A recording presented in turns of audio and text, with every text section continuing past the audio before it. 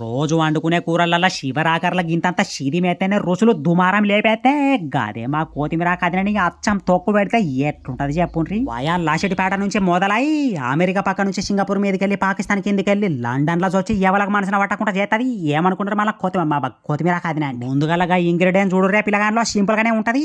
తోకల తోడు మీద కత్తరియంగా మిగిలిన 2 కిలోల కొత్తిమీర ఆకుని నూనెలా మంచిగా పరాయి కొట్టి 300 గ్రాముల చింతపండు ఉడుకుని నీళ్ళ నానబెట్టి 30 గ్రాముల ఆవాలు 15 గ్రాముల మెంతులు జీడిపప్పు ఇష్టం ఉంటే వేసుకోరు లేకపోతే లేదు. 1/2 కిలో ఎండిపికిన మిరపకాయలు పరాయి కొట్టి పౌడర్ బట్టి గింతంత ఉప్పు గింతంత పసుపు కొత్తిమీర ఆకుతో రోట్ల గుమ్మరిచ్చి కస్సబిస్స మెత్తగా రుబ్బుకున్నాక ఇక తడిక కోసం 3 చిటికల శనగపప్పు 5 చిటికల ఆవాలు 4 చిటికల జీలకర్ర చిటికెన్నర ఇంగువ పిడికెన్నర ఎండిపికిన మిరపకాయలు పిడికెన్నర ఎల్లిపాయలు దంచి పిడికడంతా కలియమాకు చల్లి ఉప్పు చెక్క చేసుకోండి. ఉడుకుడుకన్నంలో వేసుకోండి. ఎట్లున్నదో కామెంట్లో చెప్పండి. నిజంగా చెప్తాను రుచి మాత్రం దుమారం లేగింది.